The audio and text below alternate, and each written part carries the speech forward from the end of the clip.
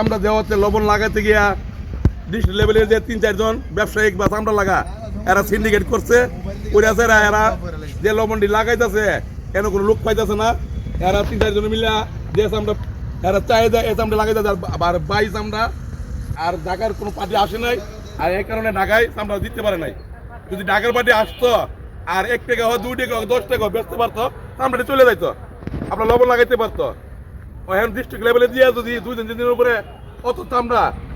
কোথাটা দেয় ওরা চামড়া লাগাবার পারবে না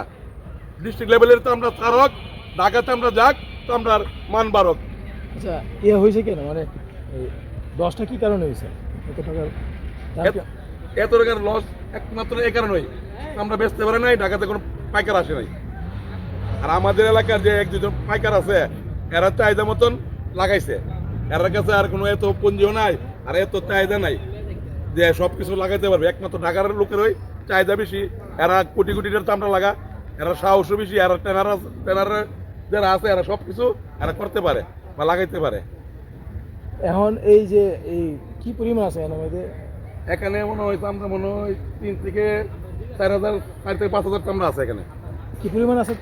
5,000 চামড়ার মতন আছে। দাম কেমন হবে? দামের কোনো হিসাব নাই এখানে চামড়া লস হয়েছে আপনার প্রতিটি চামড়া কিনা হয়েছিল 500 টাকা করে 5,000 চামড়া 500 টাকা কত আসে হিসাব করে দেখেন।